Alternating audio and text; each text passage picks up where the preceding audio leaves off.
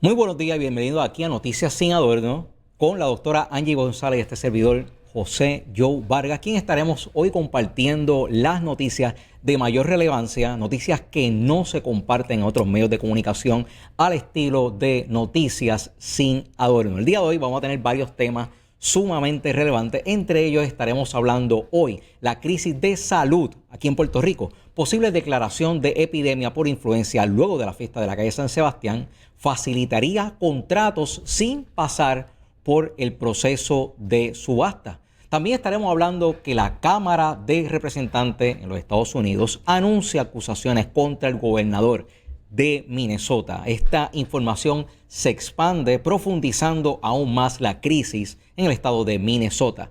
Armas invisibles. Vamos a estar hablando sobre los datos sobre armas sónicas y de energía dirigida desde la Guerra Fría hasta la captura de Nicolás Maduro en Venezuela. También estaremos hablando sobre el surgimiento de nueva información sobre la fortuna de Maduro en el extranjero. ¿Qué hay detrás de todo esto? También estaremos hablando y profundizando sobre el indulto de Trump a Wanda Vázquez. Se relaciona este indulto con el banquero Herrera Bellutini, a quien señalan por relación con esquemas financieros para la dictadura chavista. Y también estaremos hablando que la administración Trump demanda a California por ley de perforación petrolera. El petróleo, que es un tema que está ahora mismo en debate a nivel internacional. Pero antes de estas noticias, vamos con la parte más importante de este programa, que es la reflexión con la doctora Angie González. Angie, buenos días. Buenos días. Un placer siempre estar aquí con las personas que todos los martes nos sintonizan desde las 11 de la mañana. Y como siempre, pues aquí va a escuchar las noticias que no escucha en ningún otro medio, empezando por el mensaje bíblico. Y quiero hoy hablar de algo que Jesús nos dijo en el Evangelio de Mateo, en el capítulo 5, los versículos del 14 al 16. Jesús dijo: vosotros sois la luz del mundo. Una ciudad asentada sobre un monte no se puede esconder, ni se enciende una luz y se pone debajo de un almud, sino sobre el candelero y alumbra a todos los que están en casa. Así alumbre vuestra luz delante de los hombres, para que vean vuestras buenas obras y glorifiquen a vuestro Padre que está en los cielos. Y nosotros vivimos en una sociedad secularizada que nos obliga a creer que el mensaje del cristianismo tiene que mantenerse encerrado entre las cuatro paredes de un templo y en nuestras devociones privadas. Tanto ha sido la influencia de esta idea que los cristianos han llegado al punto de autocensurarse.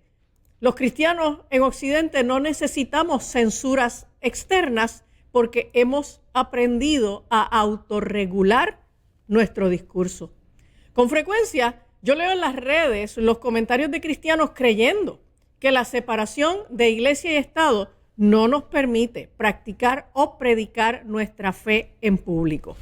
Y los cristianos han llegado a confundir el derecho a la práctica religiosa y el derecho a la libre expresión con el concepto de una imposición de ideas religiosas.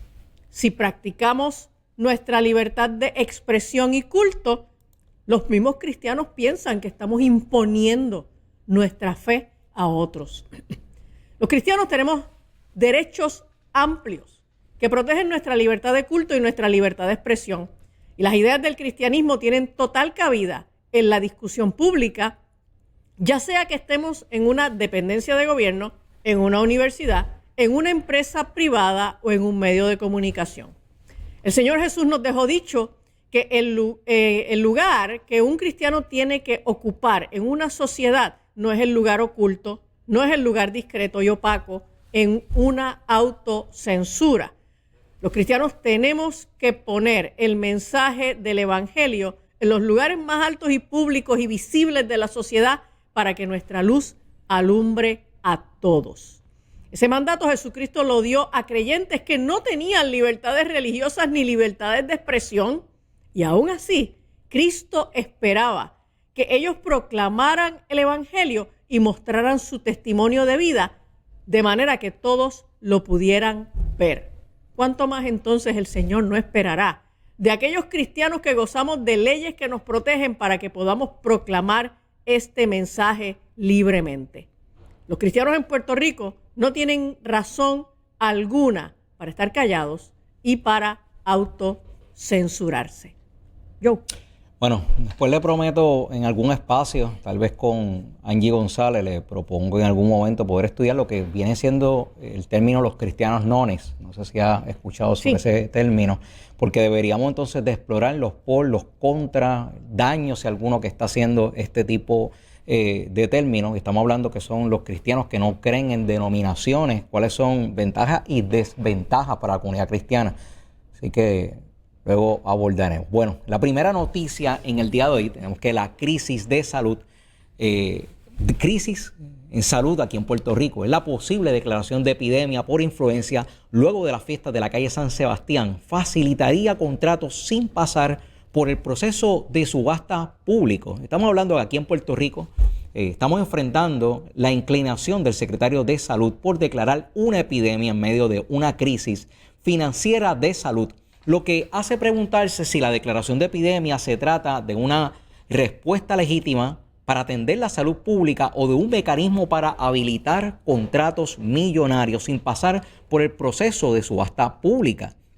Investigaciones publicadas por medios como The New York Times y El Nuevo Día han documentado durante años prácticas de pago exorbitantes por servicios, como el caso de hospitales que inflan productos médicos básicos. Un ejemplo es el suero intravenoso, cuyo costo de manufactura ronda menos de $1 por unidad, pero que se factura a los planes médicos aquí en Puerto Rico entre $50 a $300 por bolsa, generando márgenes de ganancia calificados de manera que crea una insostenibilidad del sistema de hospitales. Este modelo de facturación ha distorsionado la estructura del sistema médico con facturaciones exorbitantes, y el patrón se repitió durante la pandemia con pruebas PCR y vacunas, donde pese a advertencias médicas y debates científicos, se promovieron estados de emergencia que facilitaron contratos directos con suplidores sin evaluar competidores que pudieran dar los servicios más económicos. Las consecuencias son visibles. Datos recientes del sector reflejan un aumento de 5.1 en los costos médicos y proyecciones de entre 17 a 24 hospitales aquí en Puerto Rico, hospitales privados, en riesgo de cierre para este 2026. Aún así, el gasto público continúa orientándose más a contratos de emergencia que al fortalecimiento de los hospitales. En este contexto, el Departamento de Salud, dirigido por Víctor Ramos Otero, intensificó en enero las alertas por un supuesto repunte de influenza. El departamento reportó entre 3.200 supuestos casos nuevos en la semana epidemiológica 53, usando un esquema de conteo similar al empleado durante el COVID, método que fue cuestionado entonces incluso por personal interno de la agencia, el Departamento de Salud, acusándolo en ocasiones de estar siendo manipulado para mantener estadísticas altas de contagio. Ahora, el 18 de enero, Ramos dijo: necesitamos que usted vaya al médico, recomendando diagnóstico e aislamiento inmediato tras las fiestas de la calle San Sebastián. El departamento indicó que podría declarar epidemia esta semana si se mantienen 6 semanas consecutivas de aumento en casos. Y si Víctor Ramos logra que los que fueron a las calles se hagan pruebas, aunque porcentualmente no hayan casos que representen riesgo, Ramos Otero contaría con más pruebas positivas que le pudiera dar la excusa de declarar una epidemia, que a su vez permite que contrate corporaciones para hacer servicios sin que pase por el proceso de subasta. El departamento ya identificó, ya está en curso, 3.3 millones en fondos preventivos, recursos que puede activarse para la compra de vacunas y servicios bajo el marco de emergencia, permitiendo contratos sin subasta pública. Luego de polémica en Estados Unidos, donde incentivos financieros federales generaron fraudes de miles de millones de dólares en facturación de pruebas y diagnóstico en hospitales, con casos donde diagnostican COVID para acceder a fondos federales, toda declaración de epidemia debe evaluarse. Ahora, la alerta ocurre mientras auditorías recientes en Puerto Rico señalan pago en exceso, facturaciones sin contratos vigentes y deficiencia en procesos administrativos por más de 3 millones dentro del Departamento de Salud. Durante el COVID-19, Puerto Rico adjudicó contratos directos por decenas de millones, incluyendo pruebas rápidas, luego inválidas, a empresas con conexiones políticas, un precedente que hoy vuelve a generar alarma. El marco legal vigente permite declarar una epidemia sin proceso estricto, que aunque diseñado para agilizar respuesta, este proceso ha sido señalado como vulnerables a conflictos de interés y esquemas de beneficios indebidos que justifican gastos discrecionales y otorga contratos de forma irregular, mientras hospitales continúan operando en números rojos y salas de emergencia carecen de recursos. En este escenario crece el llamado a enmendar la ley exigiendo evidencia científica independiente y supervisión legislativa antes de declarar una epidemia. Sin estos controles corremos riesgo de convertir al Departamento de Salud en un instrumento que beneficie a empresas amigas del gobierno. Sobre esta información vamos a seguir abordando y recordando que estamos en un sistema hospitalario al borde del colapso y precedente aún sin esclarecer, como cuando el Departamento de Salud compró equipo médico a sobreprecio a contrato referido por la Guardia Nacional, según el reporte del Centro Investigativo en el 2020.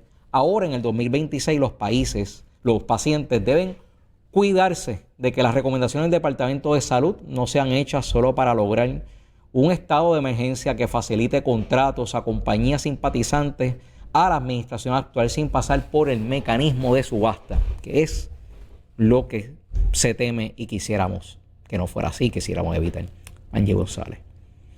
Bueno, hay que estar pendiente de esto. Esto es una epidemia tan anticipada que de verdad todo el país sabe que después de las fiestas de la calle San Sebastián viene una declaración de epidemia. Así que estemos atentos a qué es lo que hay detrás de esto.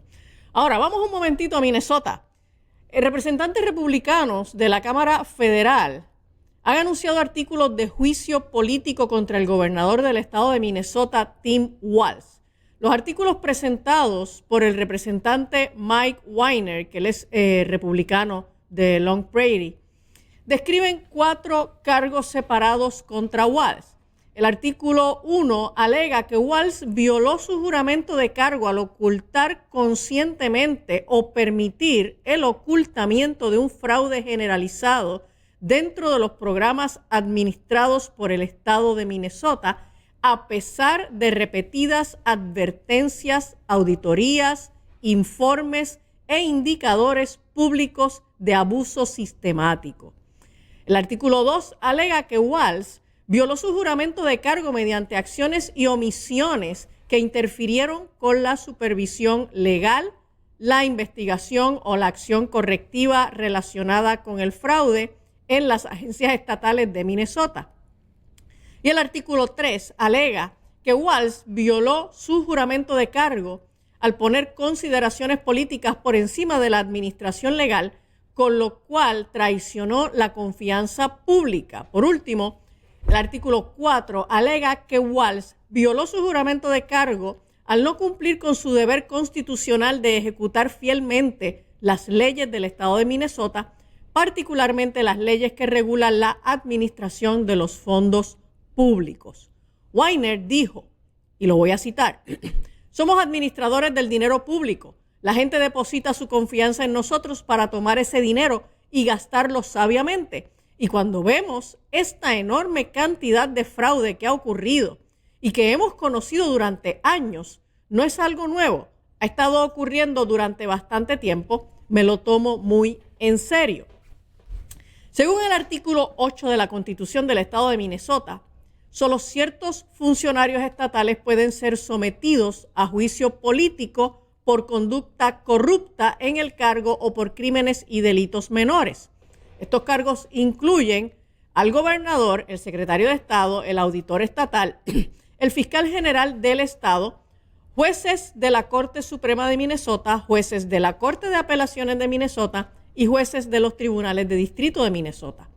Similar al Congreso de los Estados Unidos, la Cámara de Representantes de Minnesota tiene el poder de de acusar a un funcionario electo mediante un voto de mayoría simple. Weiner dijo, y cito, tenemos que hacer esto y asegurarnos de que los políticos sepan que serán responsables por malas acciones, omisiones o por no cumplir con sus funciones cuando son puestos en el cargo. Aunque los artículos contra Walz ya fueron anunciados, pasará aproximadamente un mes antes de que puedan ser tratados formalmente. Y les adelanto, no se pierda en el día de hoy nuestro programa a las 12 del mediodía, Actívate al Mediodía, donde vamos a indagar un poquito más sobre el tema de los fraudes y de lo que está ocurriendo en Minnesota en este momento con las revueltas de las personas que se oponen a las intervenciones de ICE. Joe. Bueno, también tenemos ahora aquí con nosotros la segunda noticia, donde nosotros estamos viendo una situación que ocurrió en Venezuela, y por eso es que hemos traído esta información sobre algo peculiar, y es que vamos a hablar hoy sobre las armas invisibles, la historia de las armas sónicas y de emergencia dirigida y de energía dirigida, que vamos a hablar desde la Guerra Fría a Venezuela.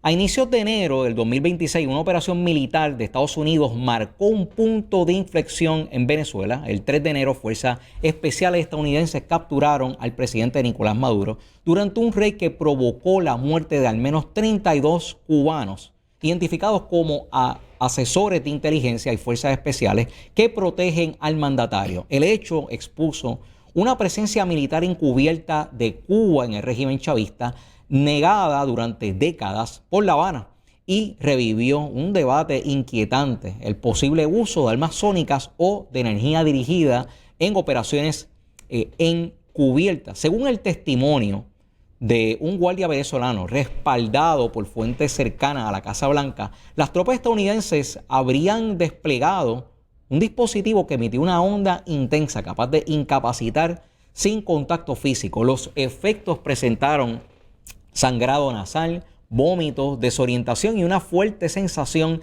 de presión interna en la cabeza. El relato apunta al uso de tecnología acústica avanzada o de energía dirigida por microondas, lo que conecta este episodio con una larga historia de desarrollo y utilización de estas armas por Estados Unidos, Rusia y Cuba.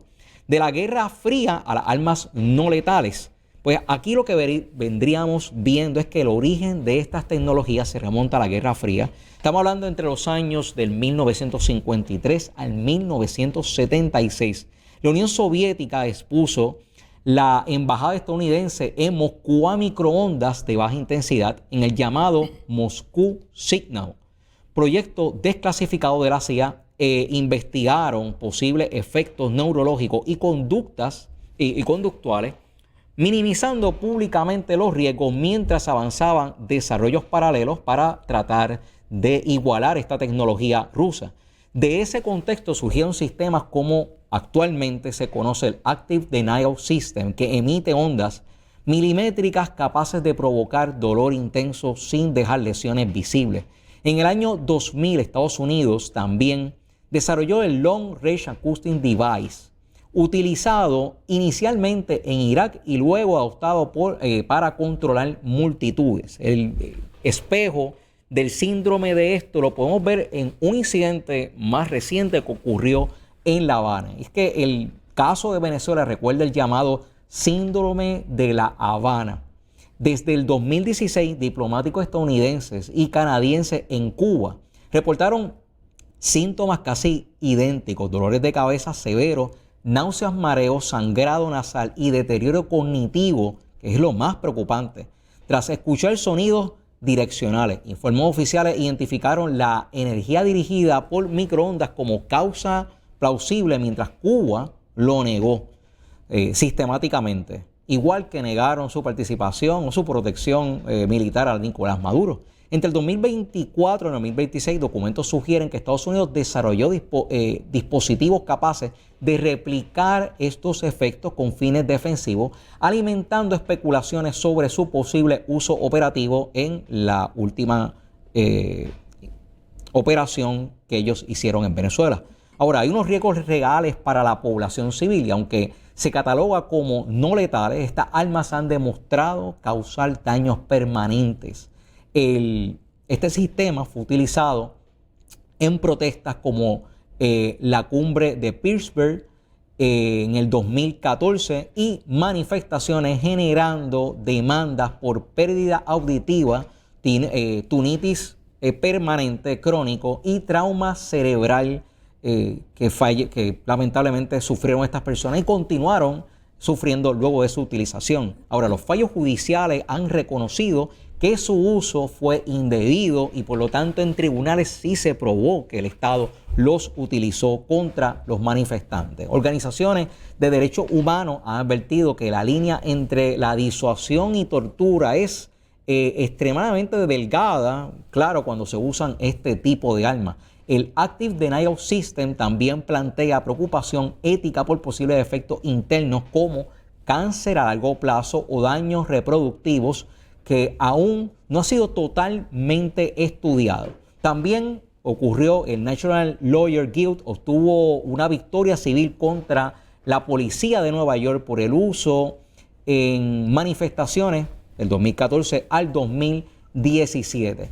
El uso de estas tecnologías en Venezuela reabre preguntas éticas profundas sobre el empleo de armas invisibles en un contexto donde se impulsa la restricción de armas de fuego civiles.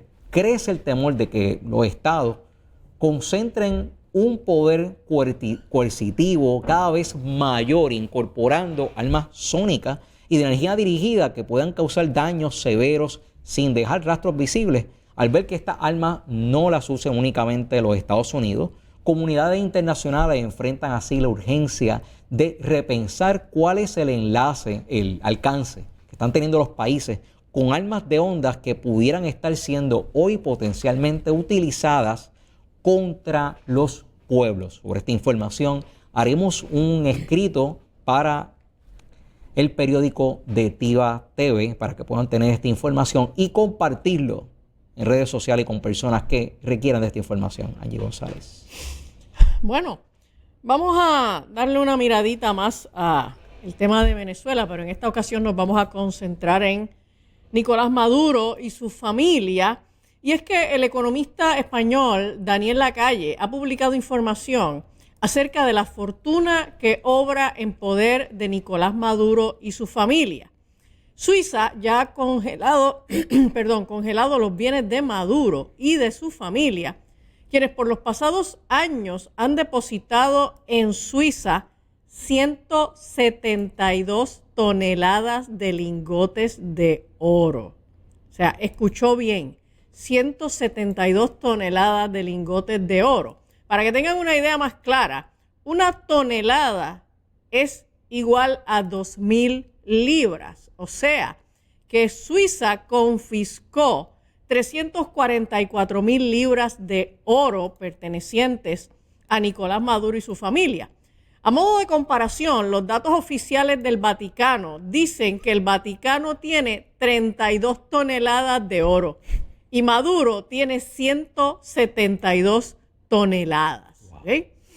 Según datos de la compañía Credit Suisse, los Maduro, la familia Maduro, han movido en cuentas bancarias allá en Suiza más de 21.000 millones de dólares. Y según el periódico Clarín, organizaciones internacionales como Transparencia Venezuela estiman que la fortuna de Maduro podría alcanzar los 3.800 millones de dólares. Eso representa 422 veces el presupuesto anual de Puerto Rico. Esta cifra es una estimación provisional de la riqueza acumulada durante más de 2 décadas de control político chavista en Venezuela. Informes de las organizaciones no gubernamentales y medios de comunicación indican que Maduro posee varias residencias en Miami, ubicadas en zonas exclusivas como Coral Gables y Sunny Isles Beach, así como villas en República Dominicana. También afirman que el expresidente venezolano, posee una gran cantidad de joyas y está vinculado a la minería ilegal de oro y otras actividades, entre las que se encuentra el narcotráfico. Es que Venezuela posee una de las mayores reservas de oro del mundo, concentradas principalmente al sur del país. La Fiscalía estadounidense confirmó la incautación inmediata de activos por un valor aproximado de $700 millones. Esto incluye las mansiones en Florida y aviones privados que ya estaban bajo seguimiento. También se ejecutaron órdenes de confiscación sobre propiedades de lujo y villas en República Dominicana que la organización Transparencia Venezuela había identificado como vinculadas al entorno de Maduro. Se bloquearon y están en proceso de recuperación cientos de millones de dólares en cuentas en paraísos fiscales y bancos europeos, aunque el proceso físico para llegar a ese dinero depende de procesos judiciales que pueden tomar tiempo. Lo que las autoridades han logrado confiscar hasta ahora es la parte rastreable y físicamente accesible en jurisdicciones occidentales.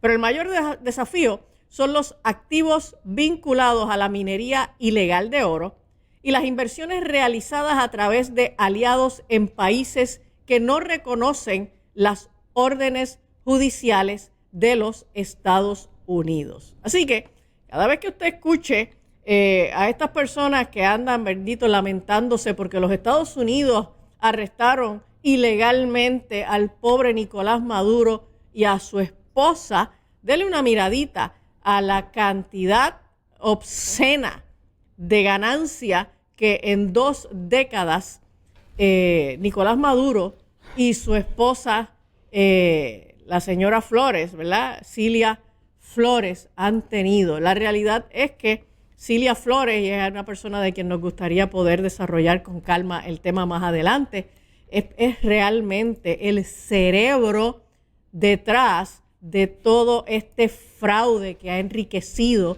a esta familia Maduro. Es importante que la información que nosotros compartimos aquí, usted pase también tiempo, corrobore lo que nosotros estamos compartiendo. En su mayoría, las cosas que nosotros estamos compartiendo con ustedes, lo que van a encontrar es que es como la información, un acordeón. Van a encontrar mucho más información que no solamente sustenta lo que nosotros estamos aquí compartiendo, sino que dan mucho más detalles. Siguiendo una línea conductual con lo que la doctora Angie González acaba de reportar, tenemos una situación que pasó en Puerto Rico y es que la próxima noticia trata, y el título es el siguiente: indulto de Trump a Wanda Vázquez. Podría tener relación con banquero Herrera Bellutini, a quien reportajes señalan de tener relación con la dictadura chavista. Ayer Casa Blanca anunció que está evaluando el perdón de Wanda Vázquez, pues pudiera ser que la exgobernadora como quiera tuviera que cumplir prisión.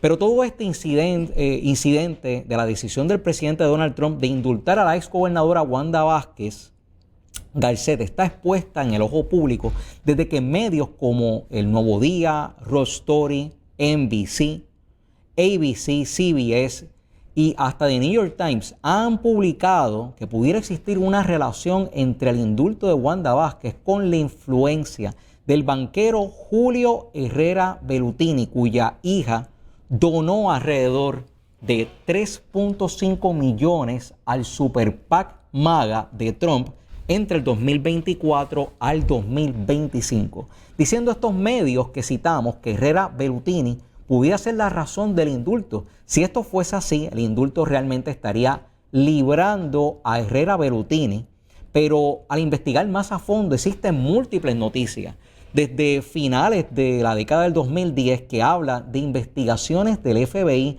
por supuestamente usar el banco de Julio Herrera Bellutini aquí en Puerto Rico para esconder dinero del régimen chavista.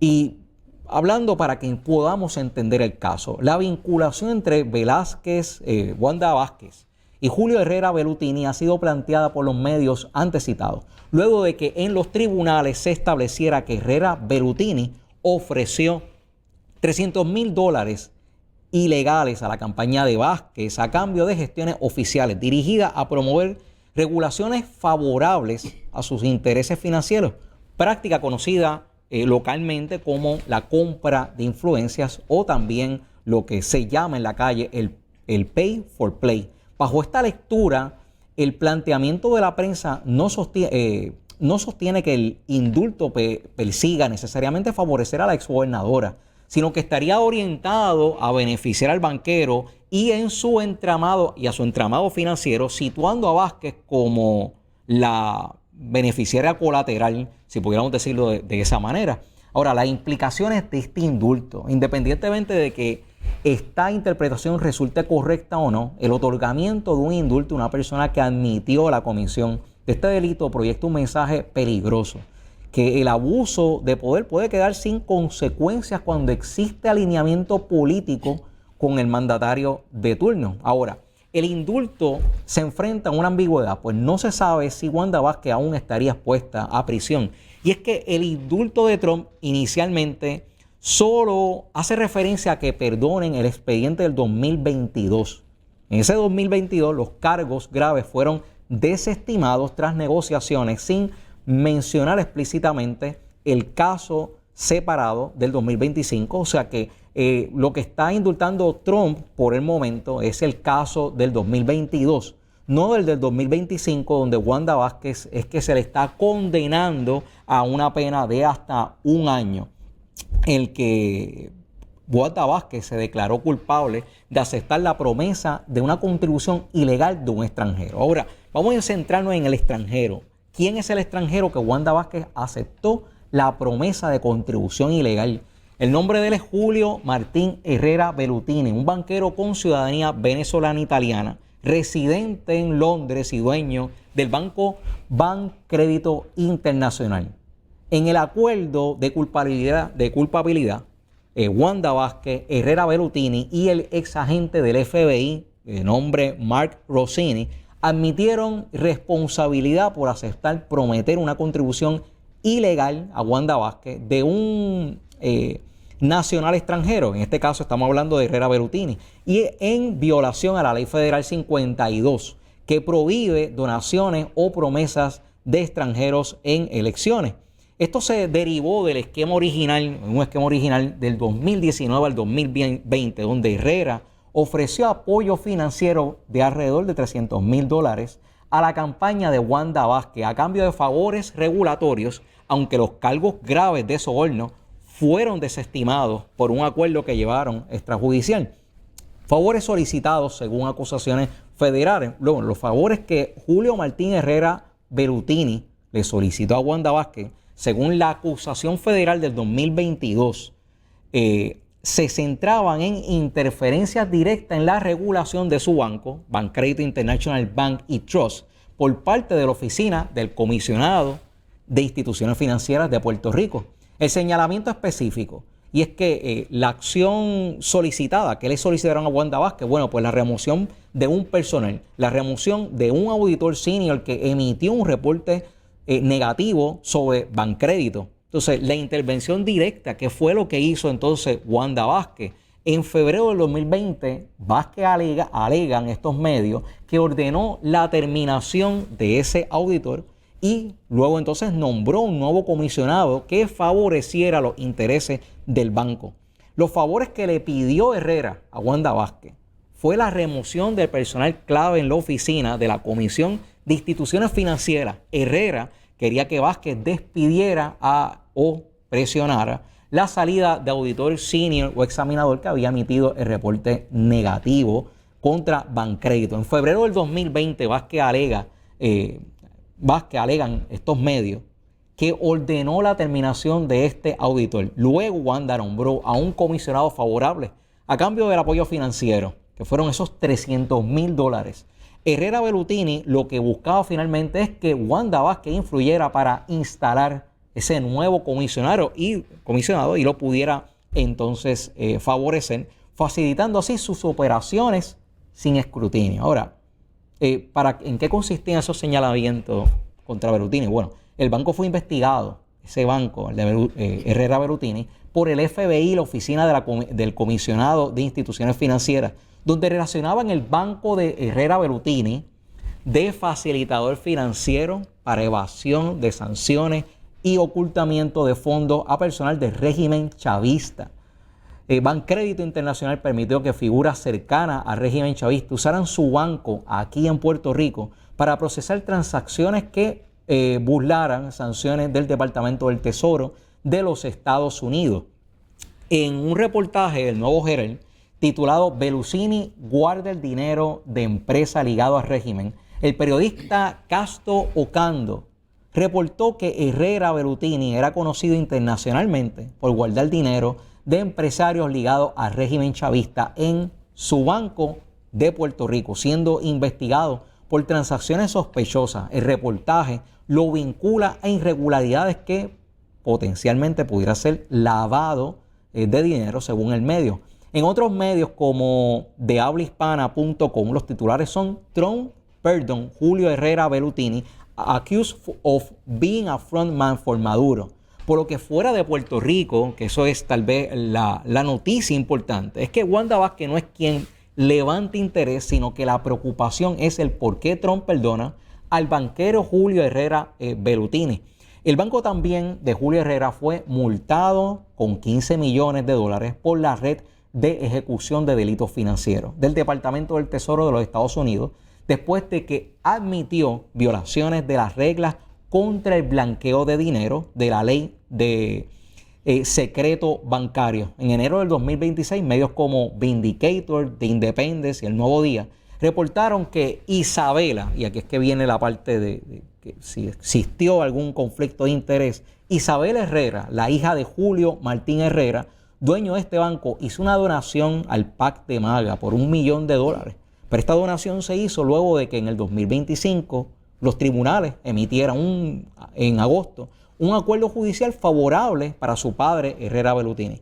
Fuentes como NBC y El Vocero indican que técnicamente el expediente del 2025 permanece activo, aunque la administración Trump señala que emitirá un documento adicional por precaución y la Fiscalía Federal anticipa posibles indultos para cerrar los casos pendientes.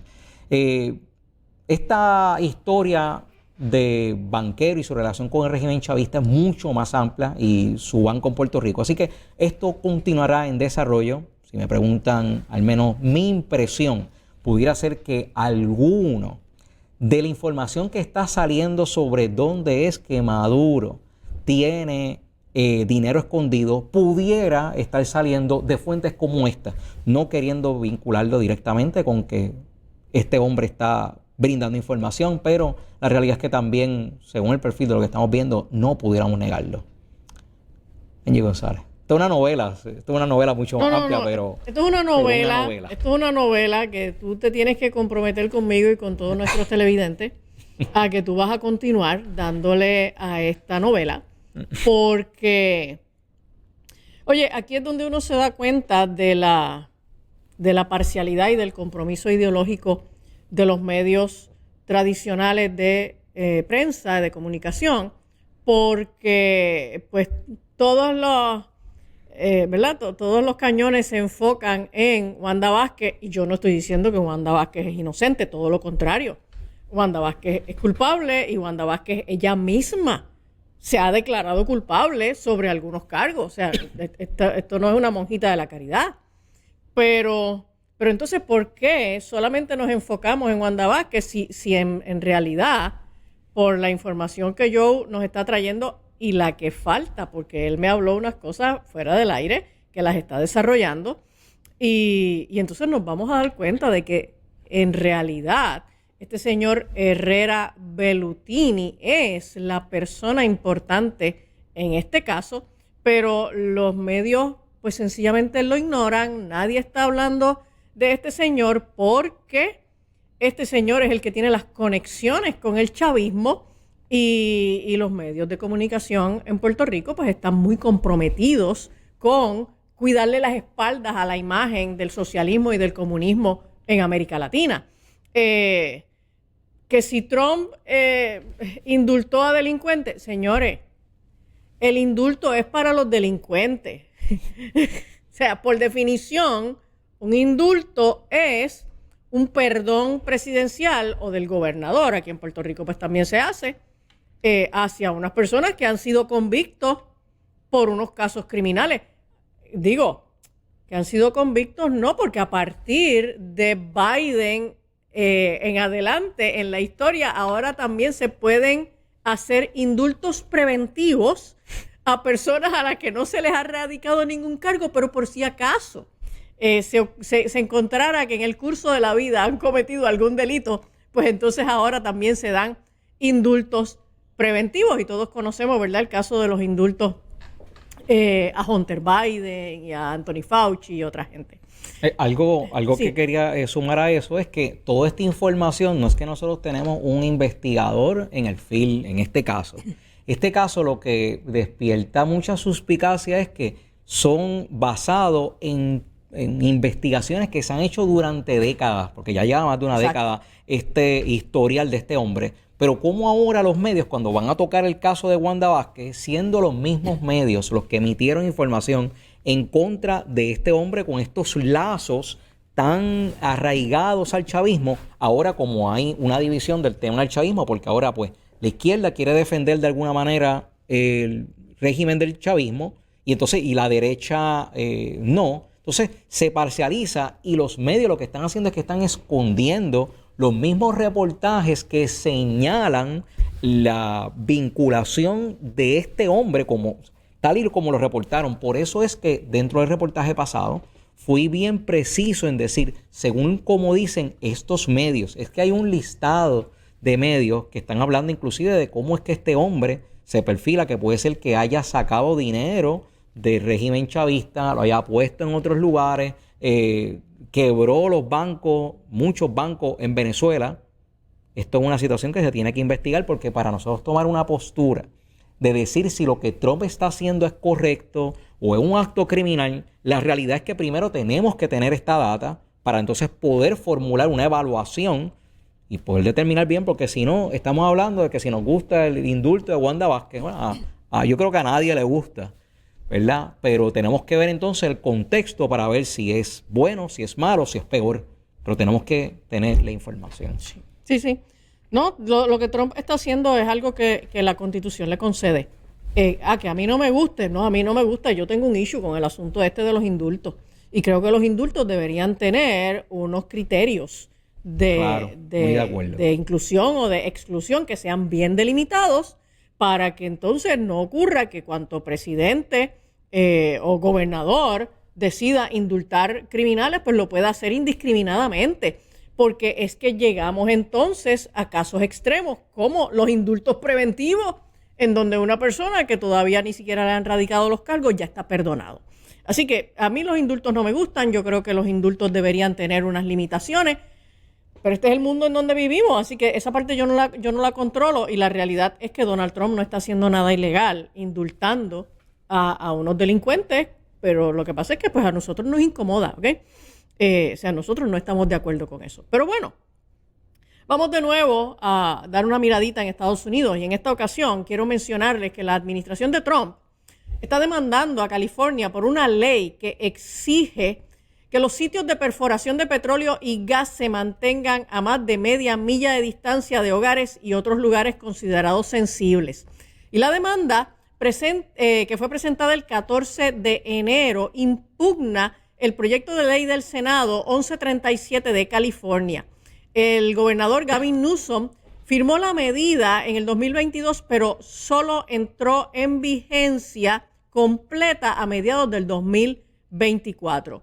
La ley prohíbe las actividades de desarrollo de petróleo y gas dentro de 3.200 pies de lo que se llaman receptores sensibles, incluidos hogares, escuelas, hospitales y cualquier edificio que albergue un negocio abierto al público, con el objetivo declarado de proteger a los residentes y niños de la contaminación del aire, y otros riesgos vinculados a las operaciones de perforación.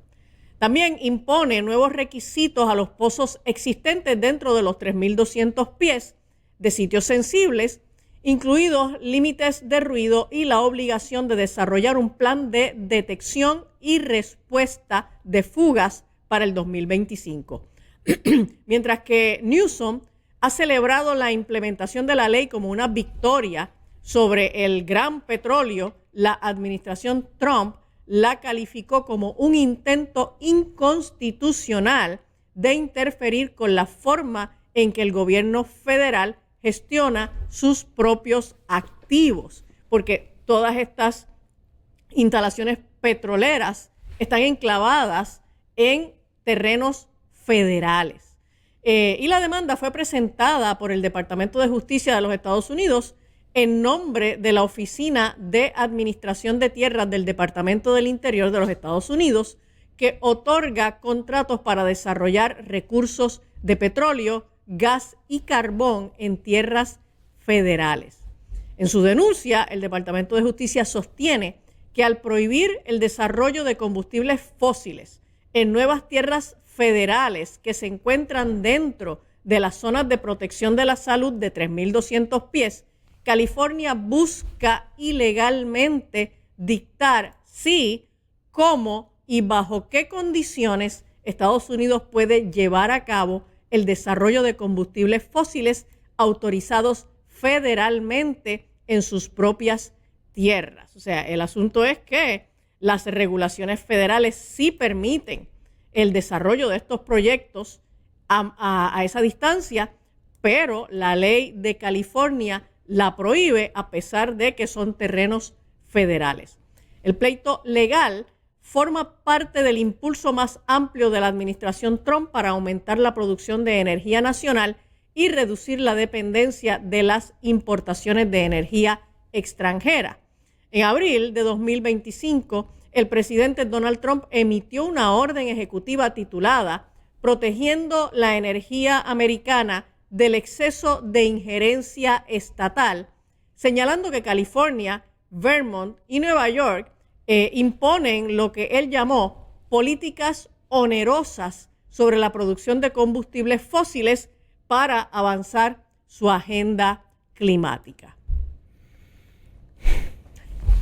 La situación del petróleo es parte de los temas que se está hablando mucho, pero en realidad lo que se está persiguiendo, y es de la próxima noticia que voy a hablar brevemente, es el control de las líneas de tráfico, a pesar de que vamos a hacer una investigación mucho más profunda porque vamos entendiendo cada vez más qué es lo que está pasando con estas líneas de tráfico. La próxima noticia puede darnos un importante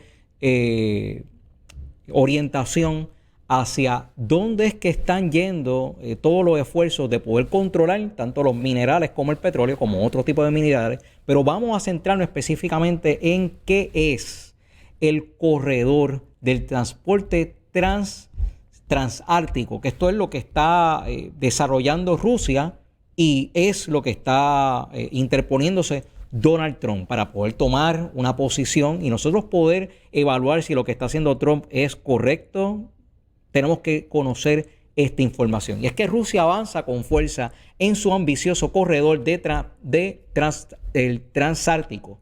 Un megaproyecto estratégico anunciado por el presidente Vladimir Putin en septiembre del 2025 que busca transformar la ruta marítima del norte, el North Sea Route, en el eje central de una red logística multiglobal.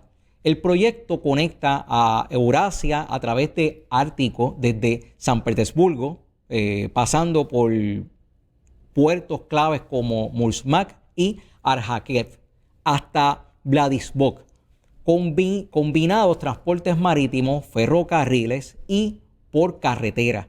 Incluye la expansión de la flota de rompehielos nucleares. Y en esta parte me detengo porque ayer hubo una noticia que despertó en medios de comunicación donde Estados Unidos estaba comprando una serie de rompehielos y nadie sabía para qué era. Estamos hablando de que, según informes, eran más de 7 rompehielos y para qué Estados Unidos lo está comprando es para tratar entonces de competir contra la flota más grande de rompehielos que Rusia tiene, utilizándola aquí en este corredor.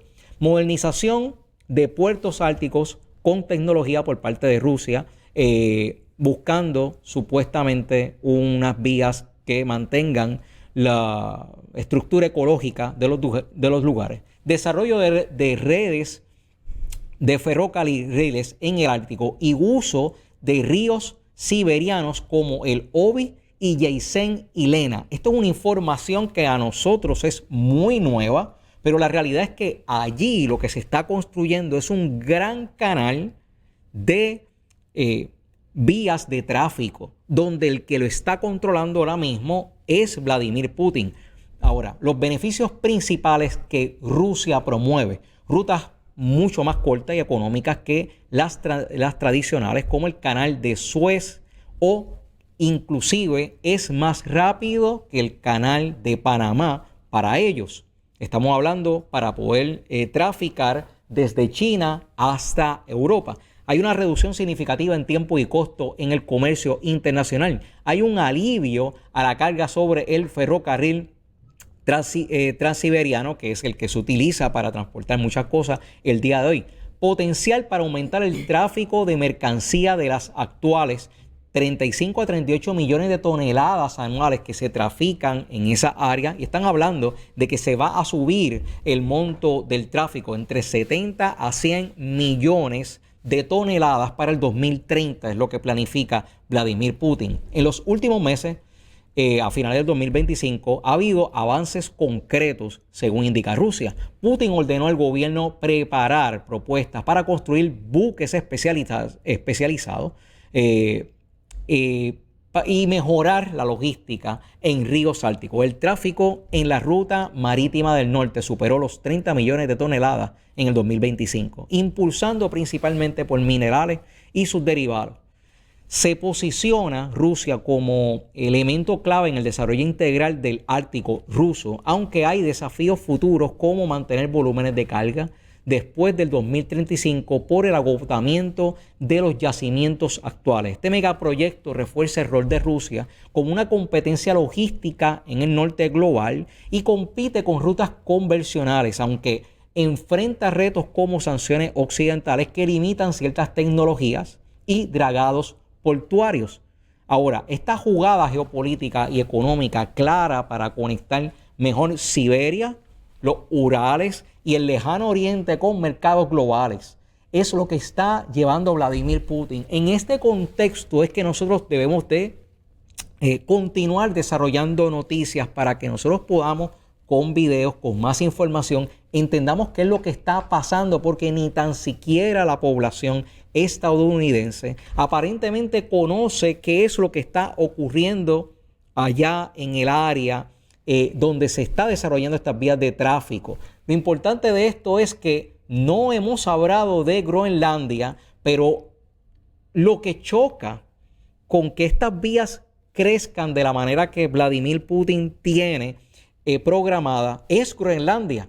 Así que a Groenlandia ellos no están de acuerdo con que Vladimir Putin abra un camino, inclusive más amplio que el canal de Panamá, pero tampoco están de acuerdo con que Donald Trump ocupe el terreno. La contestación a esto, una contestación que nosotros también debemos de desarrollar a medida que busquemos más información, porque vamos a poder entender los peligros geopolíticos que se enfrentan por esta disputa que hay por poder manejar estas líneas de tráfico, que nuevamente es lo que se está en disputa aquí.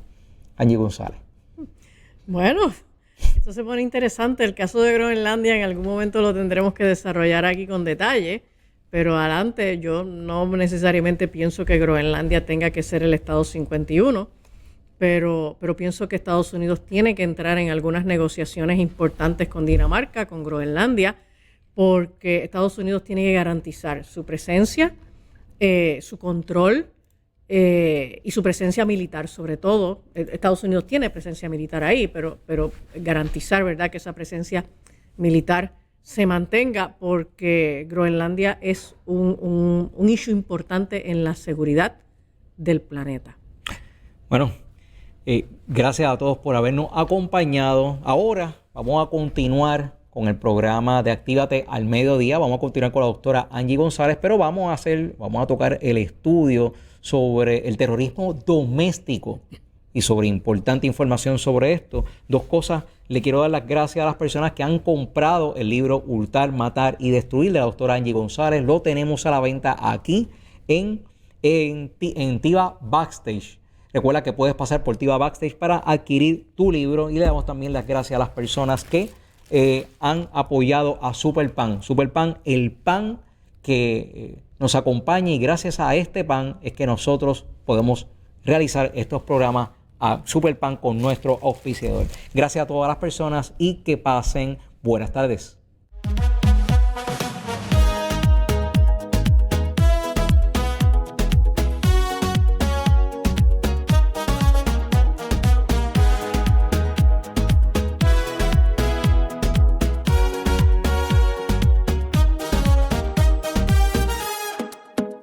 Sin